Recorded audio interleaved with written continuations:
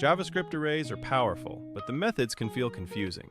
If you've ever searched Stack Overflow for map versus filter versus reduce, this video is for you. We're going to break down these three methods in a clear, simple way with practical mental models you can remember. Let's start with the big picture. All three methods work on arrays: map, filter, and reduce. They each take a function that you write, and they each give you a new result. Think of it like this: map transforms, filter selects, reduce combines. First, map. Imagine you have an array of numbers, 1, 2, 3, 4. You want to double every number. With map, you say, "Hey array, for every item, run this function and give me a new array with the results." So 1 becomes 2, 2 becomes 4, 3 becomes 6, 4 becomes 8. You don't change the original array. You get a brand new one with the transformed values. Use map when you want to turn each item into something else. Next, filter. Same array, 1, 2, 3, 4. This time, you only want the even numbers. With filter, you say, "Keep the items where my function returns true.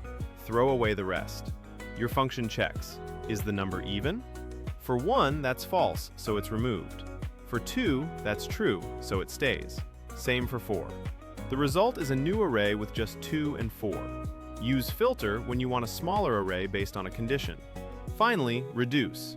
Reduce is a little different. Instead of returning an array, it returns a single value. Picture an array of prices, 10, 20, 30. You want the total.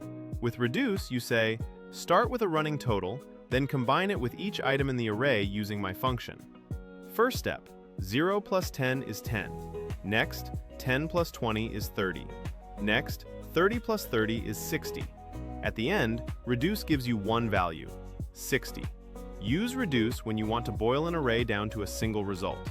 So, quick recap. Map transforms each item. Filter keeps some items. Reduce combines everything into one value. Once you get comfortable with these three, a huge part of JavaScript array work becomes easier and more expressive.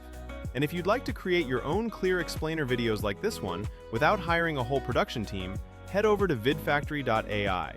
There, you can turn your ideas into polished animated videos in just a few steps.